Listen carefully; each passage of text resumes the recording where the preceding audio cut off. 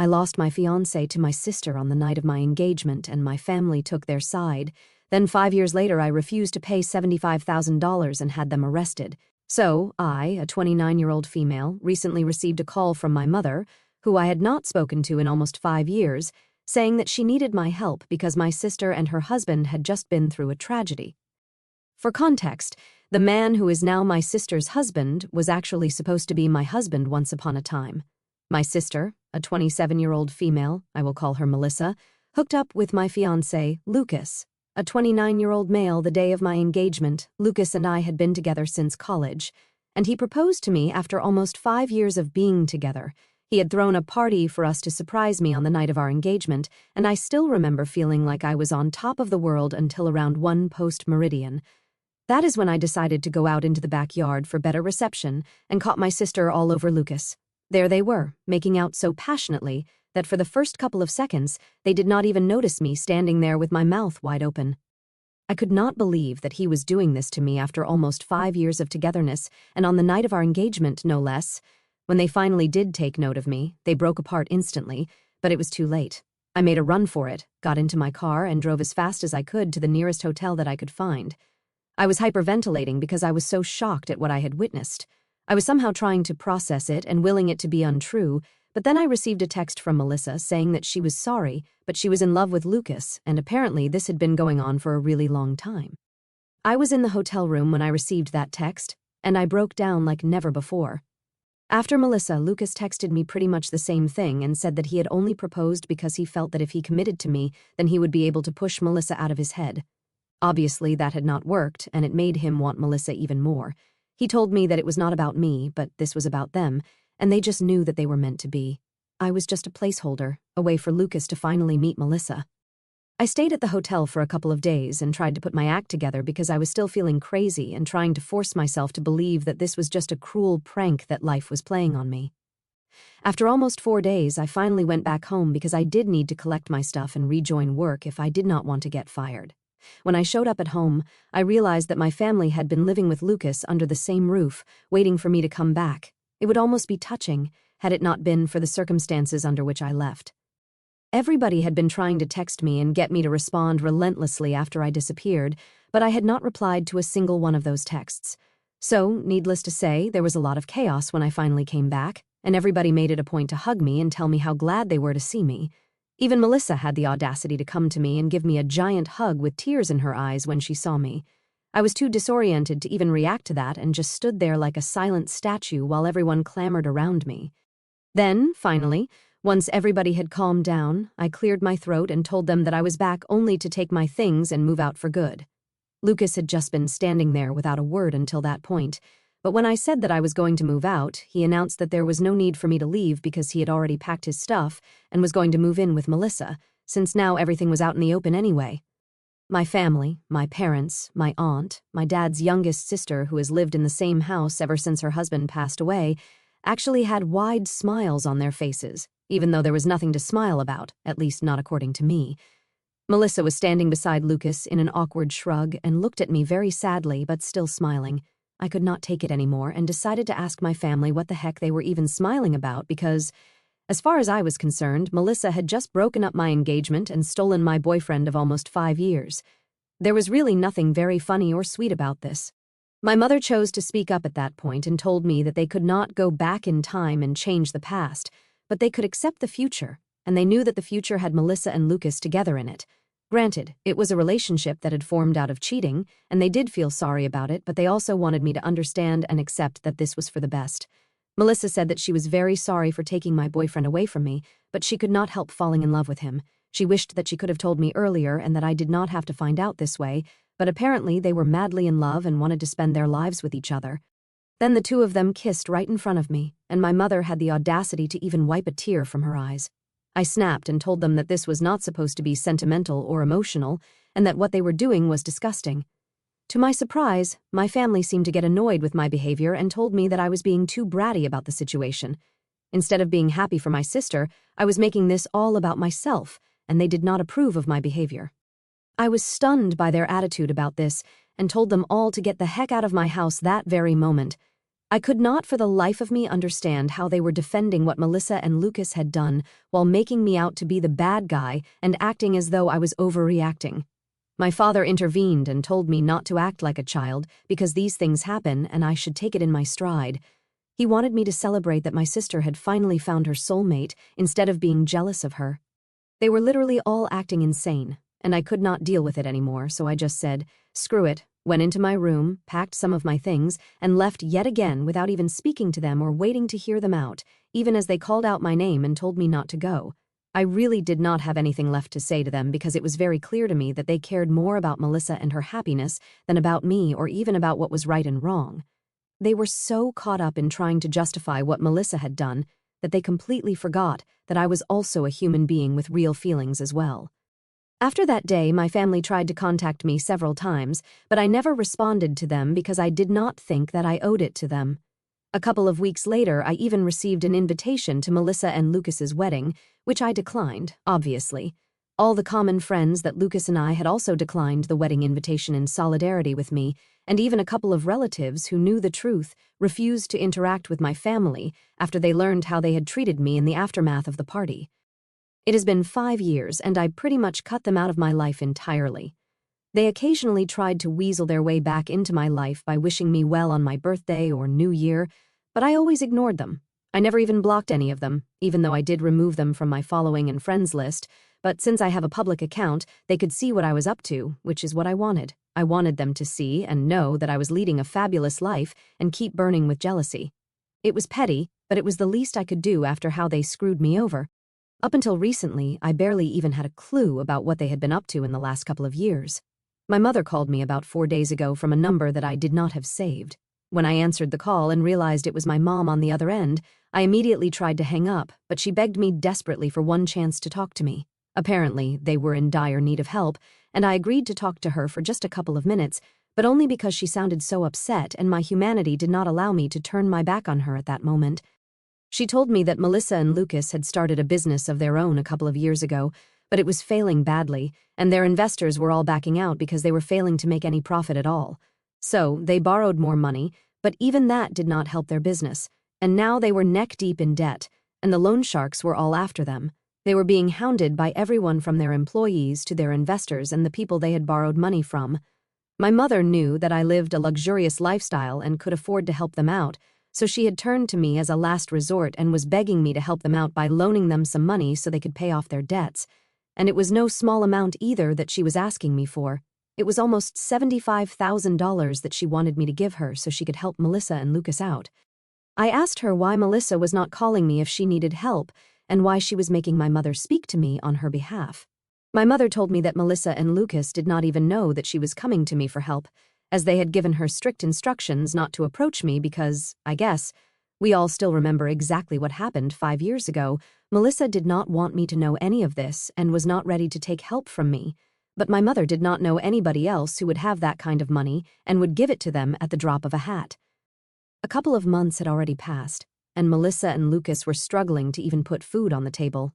My parents were helping them all they could, and even Lucas's family was trying to give them all that they possibly could, but it was just not enough. Even they had to be able to support themselves in the future, so it was impossible for them to just give away all the money that they had saved over the years, especially because most of my family was retired, and so were Lucas's parents. And that is why my mother, with no other option left, had called me to request help. Now I could afford to help them out, but I really did not want to. Melissa was right for not contacting me to ask for help. They lost the right to make any demands of me the day that they cheated on me. I told my mother that I could not help them, and even if I could, I would not. My mother sounded very upset and told me that I was being cruel and needed to think about my family. I told her that Melissa and Lucas had not thought about me when they had that affair, and neither did my family think about me while they were supporting the two of them. So, right now, there was no need for me to think about them either.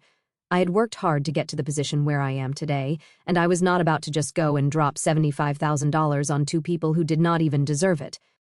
My mother then began to cry on the phone and told me that she had never expected me to grow up to be so selfish, and claimed that my sister and her husband would end up in big trouble if I did not help them out. I said that it was just too bad, but I could not help them, and then I hung up. Since then, my mother has been sending me several texts every hour, begging me to reconsider and think about my sister for once. She said that this was not the time for petty revenge, and that the trouble that Melissa was in was very serious, so if I did not help her now, I really would regret it in the future. She is being crazy, and I do not understand what to say to her because I do not want to feel like the bad guy here either. Am I the asshole for not helping my sister out financially after she stole my fiancé 5 years ago? Update 1. So, I finally blocked my family. I had not done that earlier because A, I wanted them to see what I was up to and feel jealous of me, and B, because I thought that cutting them off entirely could be something that I would regret in case something bad were to happen to them. But I do not really care now. I should have removed them 5 years ago. I do not understand why I even kept them around so long. That is what was petty of me. Refusing to help my sister out now is not petty. It is just the logical thing to do. They had already wasted tons and tons of money, and I am sure that even if I give them the money right now, they will not be able to repay it, and $75,000 is a pretty big amount. So, I might be well off, but that does not mean I can just drop that sort of money and not expect it back. If this was a close friend of mine who I was helping, I still would expect that money back, and here these are neither people who are close to me nor my loved ones, nor can I expect them to pay me back, so there is really no reason for me to help them out. It is as simple as that. I told a couple of my friends about this too, to get their opinion on it, and they agreed that I had done the right thing by refusing to give them the money, not even out of a feeling of revenge, but mostly because it was completely impractical and stupid to even expect me to help them when they were the ones who had screwed me over in the past. But anyway, my mother is blocked now, and she cannot contact me to guilt-trip me anymore, so I have nothing to worry about. Update 2. Hi guys, so something really big happened today. I was at work when I received a call from my neighbor saying that there was a couple outside my house who was screaming for me to come out and talk to them. My neighbor told me that they seemed pretty crazy and had been screaming at the door for about an hour, refusing to leave. I asked her for a description of them, but in my heart, I already knew who it was. She told me how they looked, and it just confirmed that I was indeed going to run into Melissa and Lucas when I got back home. My neighbor told me that I needed to come back and deal with this because she did not think that these two were up to any good, and I agreed. When it was Melissa and Lucas that we were talking about, they could never be up to any good. So I thanked her and started driving back home immediately because I could not risk them getting into my house at any cost. I got there in about 15 minutes, luckily, and caught them in the act of trying to break into my house by picking the lock on my door. I pulled up in front of my house and asked them what the hell they thought they were doing. Then I tried to call the police immediately, but Lucas was as quick as lightning, and he rushed over to me and knocked the phone out of my hand. Melissa also walked over to me and told me that they were here just to talk and that they did not want anything from me, not at the moment at least. I told them to make it quick and also said that they should not expect me to invite them inside. So whatever they had to talk about had to be discussed out there in the yard. They seemed to be okay with that, which was a relief because I really did not think it would be a good idea to invite those two inside. Close quarters with them already seemed pretty hostile, so I did not know what to expect since they said they did not want anything from me. Melissa started talking and told me that my mother had told her about the phone call and how I had ignored the subsequent text from her and then even blocked them all. She told me that the way I was behaving was very unfair and that it had been 5 years since then, so I should really be over it by now.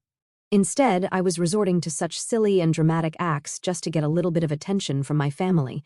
She said that she had felt very insulted because of how I had refused to help them, and that is what she was here to talk to me about.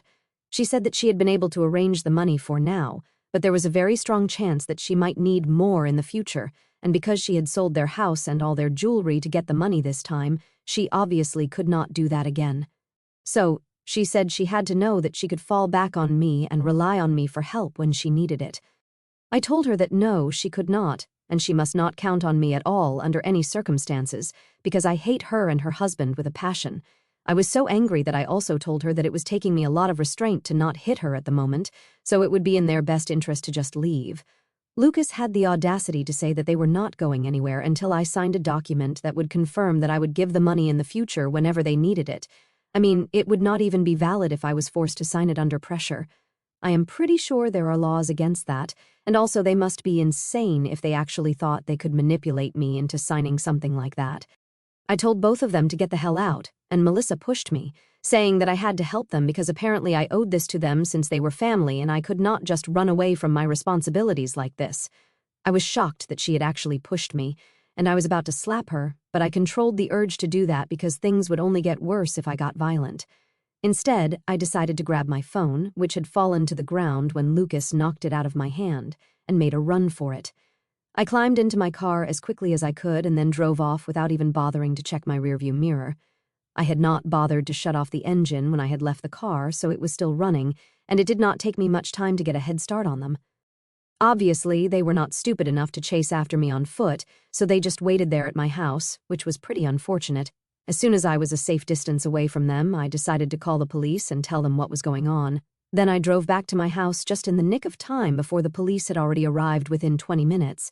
I filled them in on everything, and they arrested and took Melissa and Lucas away. I knew that the charges were not that serious, and they would get off pretty easily, but it was still worth it because at least they were taken away, and I did not have to waste any more of my time with them. It has been a couple of hours since then, and I have not heard from anyone in my family, which is strange because I had figured out that by now at least one of them would have tried to contact me from some other numbers, but they have not. So I am guessing that they are either just over everything and are not going to try and get under my skin again, or they are just waiting it out and biding their time so they can contact me later when things are a little less tense. Update 3. Hi. So the last update was about a week ago, and I had honestly started to believe that my family was actually not going to bother me again because I had called the cops on Melissa and Lucas, but I was wrong. Even that did not stop them from disturbing me yet again, and this time it was my parents who showed up at my house asking me if they could speak to me for a moment. This happened yesterday, and they seemed a lot less cocky and arrogant compared to Melissa and Lucas, so I let them in. My mother started crying pretty much as soon as she entered the house and told me how sorry she was that she had ever taken Melissa's side over mine. My father told me that after they learned of Melissa and Lucas being arrested because of their behavior, and also that they had physically pushed me, they could not bring themselves to look at them the same way and had decided that they were going to cut them off. My mother continued to cry throughout the time that she was here while my father explained that they were apologetic for siding with Melissa in the past when it was actually me who was the victim. While I said that I did appreciate them for finally coming to their senses, right now it was too little and too late for things to get better. I was used to living my life on my own terms now, and I did not want to go back to putting my family before myself. So, as much as I appreciated their visit and apology to me, I really could not promise them that I would work on this relationship because I just did not feel that there was any point in trying to salvage an already ruined relationship, even if it was with my parents. They protested a little at that point and said that we could fix this if we wanted to, but that was exactly where the problem was. I did not want to anymore. I just wanted to be by myself, that is all. I told them I respected their efforts, but I was done here. They seemed a little disappointed but eventually left and asked me if I could at least unblock them so they could keep in touch. I have unblocked my parents, which feels weird, but yeah, I guess that is it.